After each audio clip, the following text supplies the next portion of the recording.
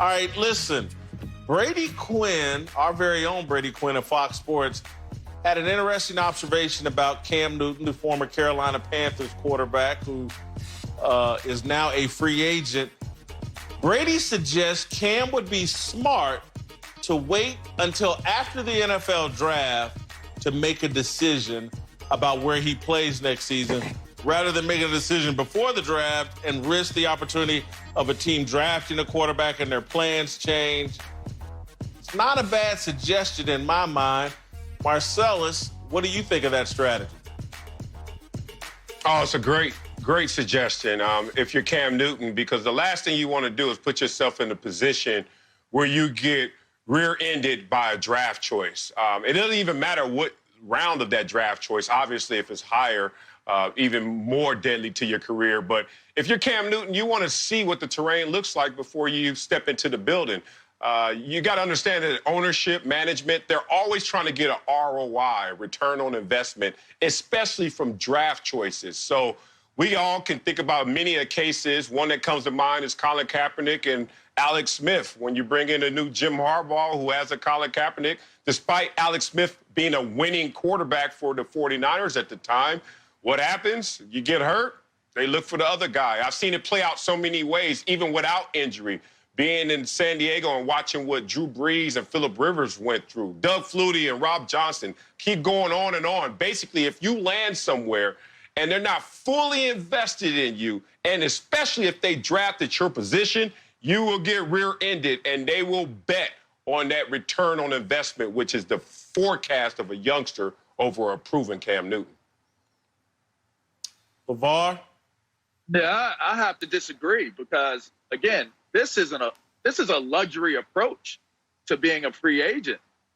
We got health concerns that it's plaguing his ability to be signed. Then there's signability.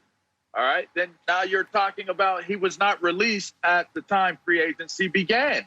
So he's late to the game.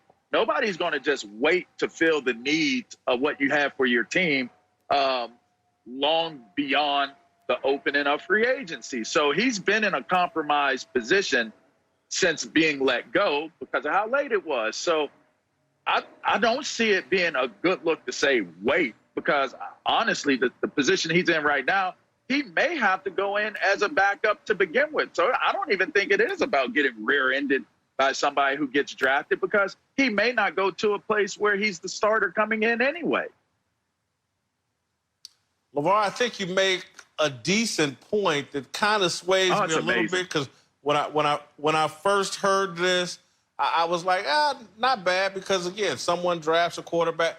But I do think the situation is desperate enough for Cam that he needs to get in the door with somebody, start impressing those coaches, start impressing teammates with not just healthy, but right mindset, leader, all in. Because again, and some of this I'm joking, but I'm serious. These little shirtless videos he's putting out every day that I think he thinks is wowing football people. Look, I've been in NFL locker rooms as a journalist. Y'all lived in NFL locker rooms. Everybody in the NFL damn near looks good with their shirt off. Hell, Lincoln Kennedy and Jerry Ball look halfway decent with their shirt off. Cam's not really impressing anybody with you his shirt off. Whitlock. Don't you say right?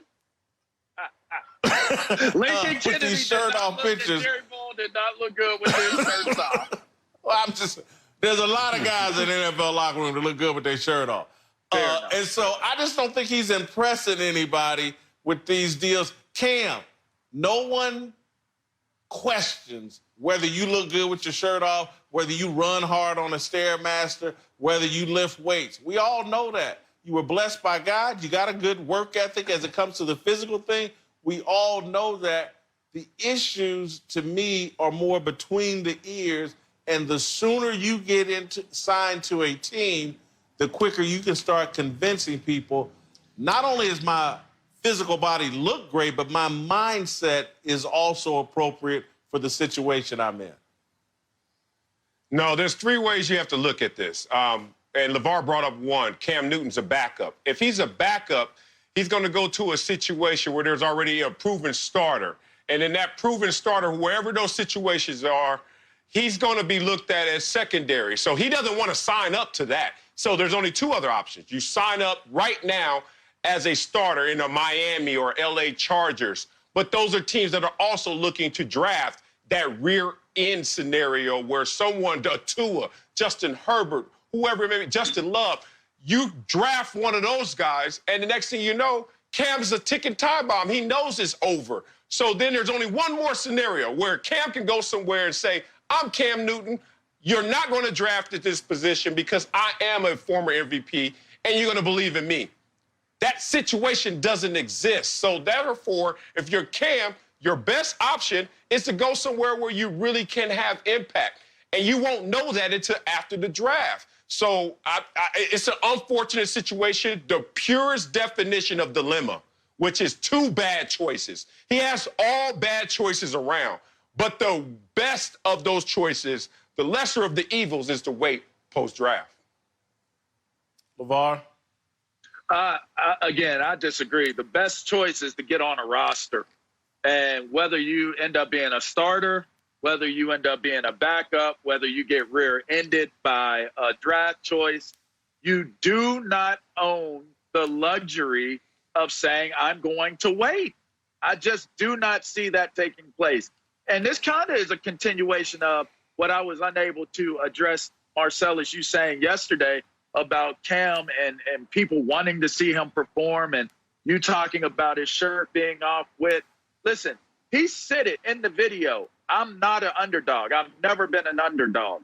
And to have the mentality that he has coming into this, I think is going to create some trepidation and signability and what his role represents moving forward. I will say that is a tad bit, it could be a tad bit concerning, some of the things that you're raising as issues going into, are we going to bring Cam Newton into our locker room and make him a part of our football team?